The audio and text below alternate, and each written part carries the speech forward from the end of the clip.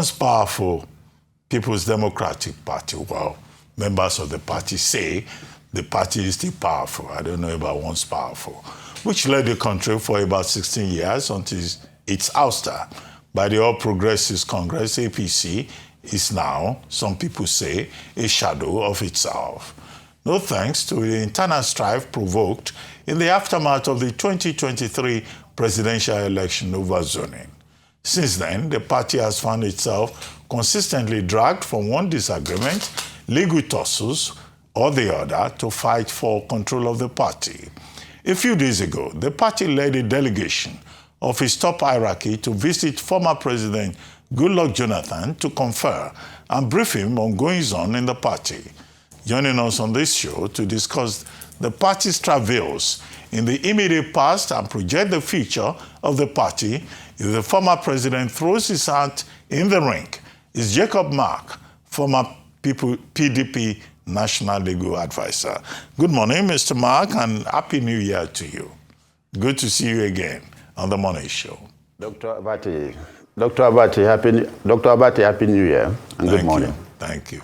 Well, Mr. Mark, very quickly, the latest development is the visit of the National Working Committee of the PDP, led by Kabiru Turaki, SAN, to President Jonathan, to confer with him, to seek his guidance, and all of that.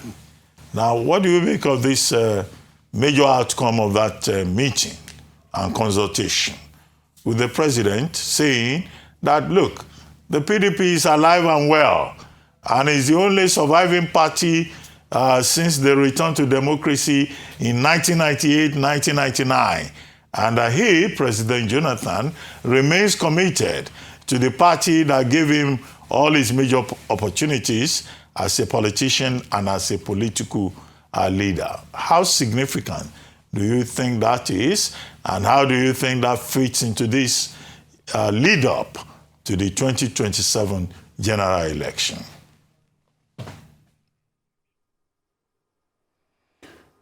Let me say very quickly that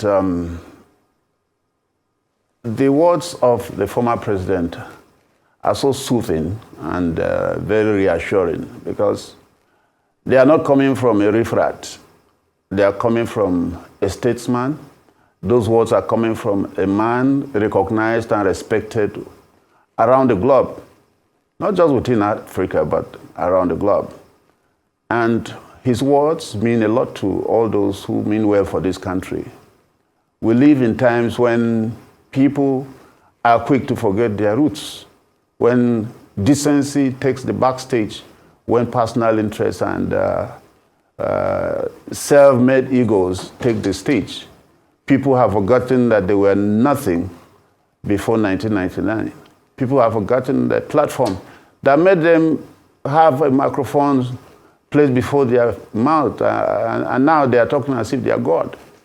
So when you have a statesman like that talking rightly and making correct statements, it is suiting.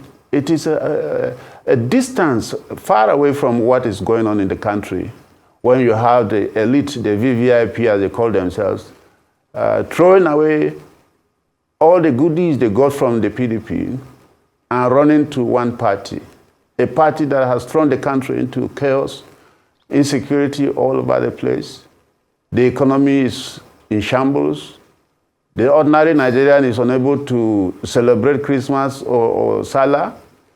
Civil servants are unable to pay transportation to their homes after work. Children's school fees is now a matter of people are going to do DNA because they want to make sure to confirm whether they have to pay school fees for people they gave birth to. We are in trouble in this country, all because people have thrown away the ethics, the integrity that should be attached to politics.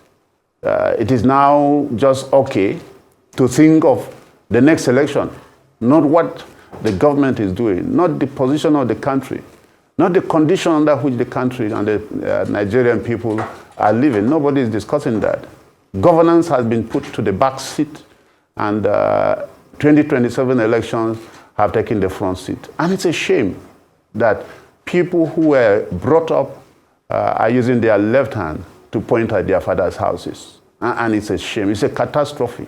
When you juxtapose this with people who were made local government chairmen, became governors, became ministers, and you find them talking as if they were born as ministers or as governors, you know that Nigeria is being taken for a ride by the elites of the Nigerian state.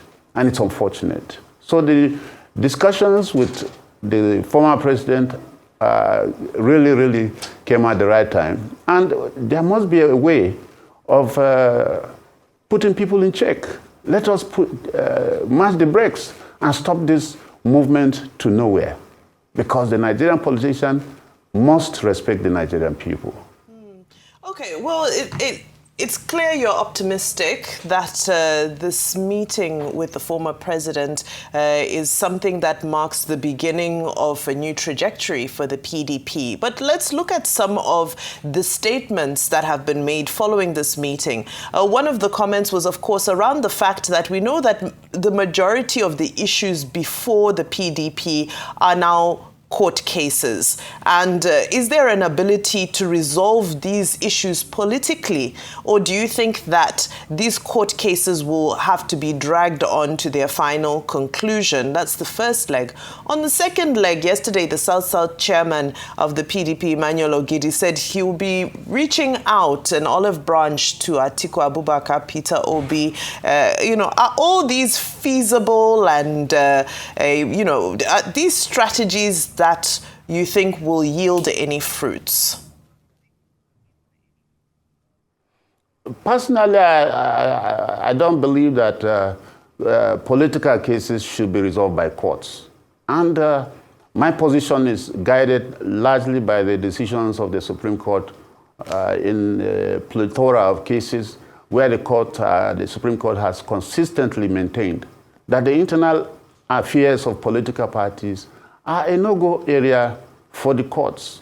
And the judiciary should not be bombarded by political cases. And judges should have nothing to do with cases that are purely political. And so I believe as a person that the approach of solving these problems politically is in the right direction. And I like what the current national chairman of the PDP is doing, reaching out and speaking to people. That has been missing. When leaders elected to run political parties begin to behave like emirs and wait for people to go and kowtow and bow before them, it causes problems. But a serious leader should be the one that goes out, reaches out to people, engages people, particularly senior members of the party, engage them, discuss with them. And we are excited that this is the direction the current national chairman is taking. It is in the right direction. And I will say again, political issues ought to be resolved politically. You don't carry the problems, the domestic affairs of your family and hand over to a stranger to resolve. You expose yourself to anything he wants. He also gets to know what you are doing in-house. He can embarrass you by giving you wrong advice or wrong decisions. And we have seen it happen, where a handful of people, like in the last NWC, 4 people out of the leadership that is made up of 21 people, 4 people have taken this whole party for a ride. Their tenure has expired. They have refused to go. They have constituted themselves into a caretaker committee.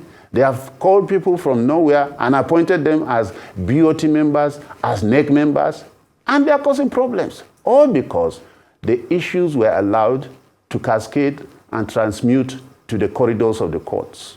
This should not happen when leadership is properly guided and advised. So for me, the steps being taken by the current national leadership is one of the best, and is the best that any political party should pursue. Don't take your issues to courts. The courts are not meant to run political organizations or social organizations for that matter. The Supreme Court has repeatedly said so.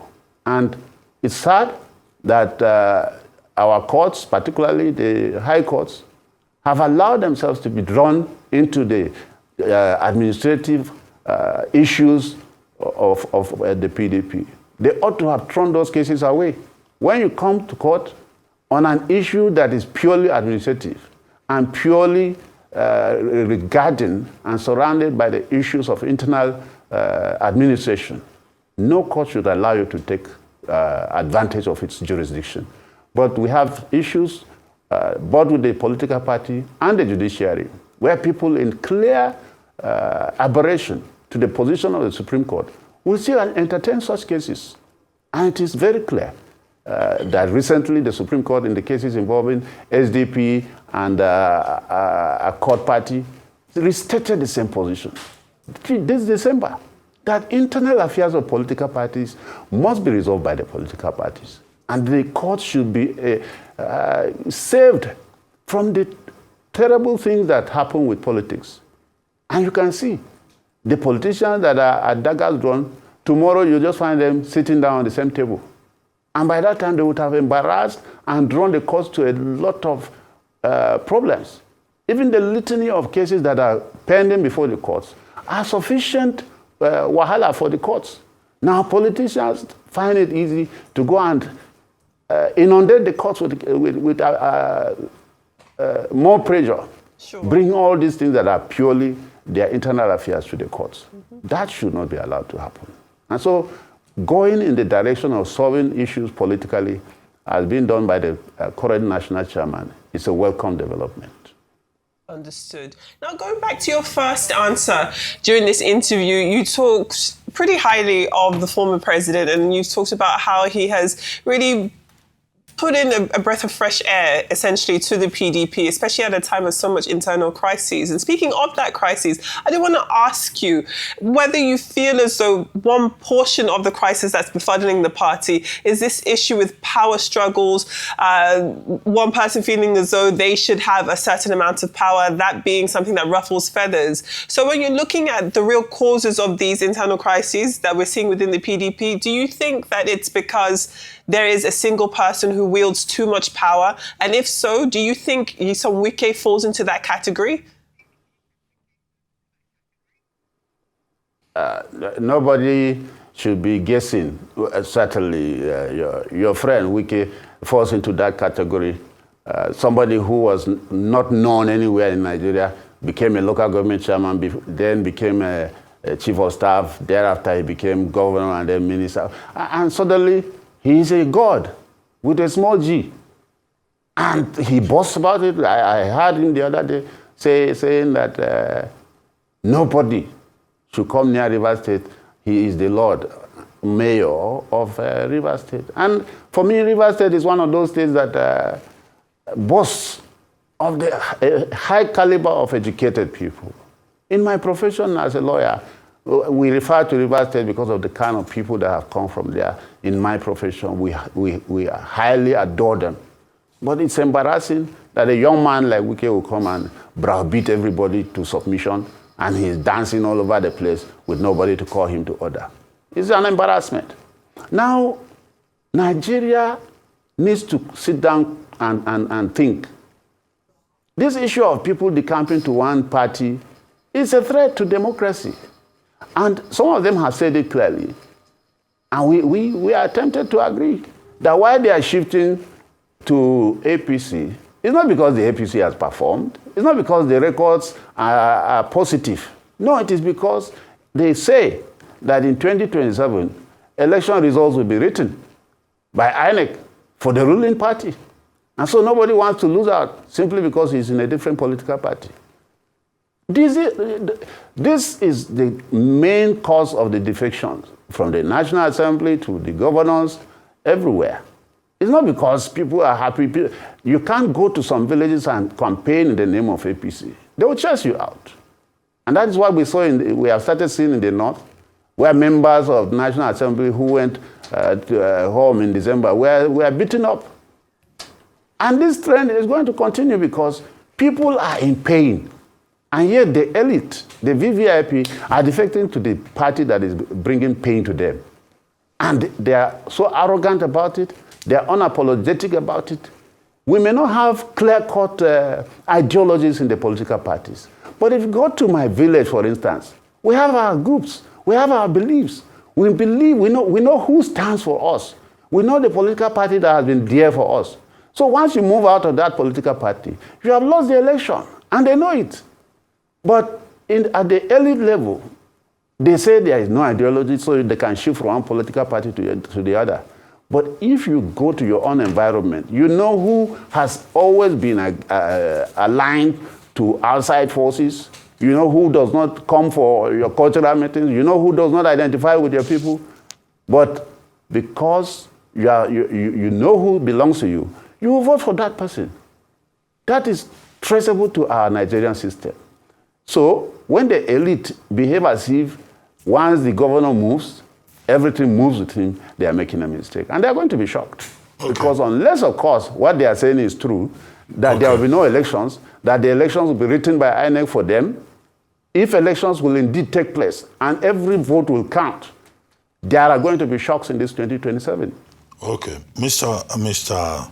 Mark. Hello, Mr. Mark. Yes. Okay. Let me just ask you a basic question. There is this concern that the APC has already taken up to about 28, 29 states with the governors defecting. And yet in the face of that, the PDP is saying, oh, we are alive and well. If we can just get over our court cases, we are the most durable political party and we will upstage the APC. Do you think that is still possible for any party, political party, to upstage, overtake, beat the ruling All Progressives Congress, with the PDP having cases in court, divided within, with the Labour Party not so sure of itself, and then an array of smaller political parties while the APC is consolidating? What do you think could be that factor that could change the calculus ahead of the 2027 election? Well, the discussions we have had so far are the foundation. Let the issues be taken up politically. We should not allow the courts to be the ones to determine political issues. And I am an advocate of political solutions to issues. And that is why I'm happy that the national leadership is going around. There is nothing wrong, and it is encouraging to see the national chairman leading his other colleagues to visit leaders of North, even those who have left the party like Atiku Abubakar, Peter Obi, and the rest. There is absolutely good faith in that, and I'm encouraged by that. So first of all, the PDP can make headway if political issues are addressed politically and resolved. Secondly, if we get the right candidate to contest this election in 2027, I mean the presidential election, there will be an upstage. And I tell you, Dr. Abati, all this movement, like I said, is because there is an assumption that there will be no election, that the election result will be written, and that the candidate will be declared, whether people vote or not. And that is the threat to democracy, not to PDP. And that is what Nigerians should stand up against. And we are aware that most of these governors and members of the national and state assemblies are moving because that assumption is largely and widely believed. So, where does the Nigerian person stand? Where do the electorate stand? Do they have a right in this country to put their feet down and say no to what is happening? Nigeria is a large country made up of widely and highly educated people, made up of people that can say no to nonsense, and they are waiting. Let them allow every opposition party to work freely. Let them allow it. Let the federal government withdraw its police from the party secretariat of PDP. Without a court order, the federal forces have taken over the PDP national secretariat and have barricaded it, and they are keeping policemen there on a daily watch while the streets are being ravaged by armed robbers, while a nurse could be pushed out of a car and die along the Kubwa-Suleja road. Mr. Mark. And now, we have excess policemen to waste on political offices. Mr. Mark, how do you think that the uncertainty in the PDP can be resolved, even with all the issues on the ground? We have an idea what is going to happen in Labour Party. We have an idea what will happen in the APC, that President Tinubu will get the ticket almost automatically. We have an idea that in the ADC there is a lot of jostling, some three-way jostling. But in PDP, as of January 2026, and the months will come very quickly. Yes. What are your projections in terms of what is likely to happen in terms of the candidacy of the PDP for a party that's not even sure, either in Ekiti State or in Osun State or elsewhere? Briefly, very briefly. I'm happy you said there is jostling in the ADC, because already they have their own problems to tackle, and I don't want to focus on them. your party. But don't focus on what is not. So my party, that's what I say. We are not going to discuss them. I'm saying very clearly that with a political approach to the political issues, it can take 1 week. It can take 30 days to resolve some of these issues. And that is what the national leadership is doing. I believe so much in them, because that is the right thing to do. Political issues must get political solutions. And nobody should wait for the courts. If the courts are properly also doing their work, the parties I know have exchanged their briefs. Everybody has filed his papers. Both sides have filed, and it is just for the Court of Appeal to give a date for everybody to come and adopt his submissions. So if the courts are not complicit in these matters, there should be a date for hearing within the next few weeks, so that the matters can be resolved once and for all. Now, for me, I will keep emphasizing that the candidate that will be produced by the PDP matters a lot. And I'm happy for the fact that already we are past one of the milestones, which is that the seat for president has been zoned to the south. That has been resolved. Other political parties, particularly the one beside APC, have not done that.